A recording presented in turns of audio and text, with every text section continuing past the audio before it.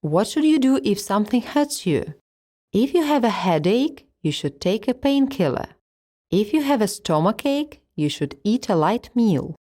If you have an earache, you should use eardrops. If you have a sore throat, you should have a hot cup of tea. If you feel exhausted, you should lie down and get some rest. If you have a toothache, you should take a painkiller.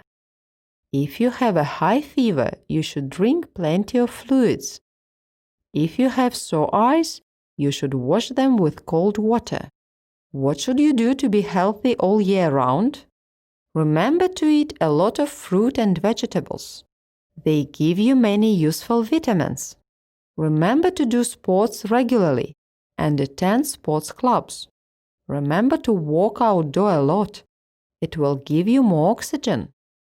Remember to wear appropriate clothes for different seasons. Remember to sleep not less than 8 hours at night. Be healthy!